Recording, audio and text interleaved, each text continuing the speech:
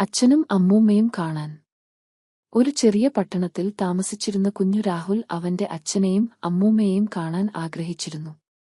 അവൻ അമ്മയോട് ചോദിച്ചു, അമ്മേ, നമുക്ക് അച്ഛനമ്മൂമ്മയെ കാണാൻ പോകാമോ? അമ്മ പറഞ്ഞു, ഇടവേളയുണ്ടാകുമ്പോൾ നമുക്ക് പോകാം. അവസാനം അവളുടെ വാക്ക് സത്യമായി. അവന്റെ പിതാവ് അവനെ ഗ്രാമത്തിലേക്ക് കൊണ്ടുപോയി. രാഹുൽക്ക് ട്രെയിൻ യാത്ര വളരെ രസകരമായിരുന്നു. ഗ്രാമത്തിലെ വീട് കണ്ടപ്പോൾ രാഹുൽ ആനന്ദത്തിൽ ചാടി.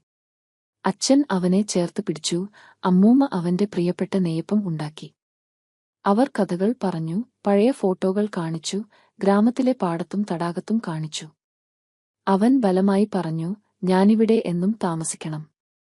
അച്ഛനും അമ്മൂമ്മയും ചിരിച്ചു, നിങ്ങൾ വീണ്ടും വരണം, പക്ഷേ പഠനവും മറക്കരുത്.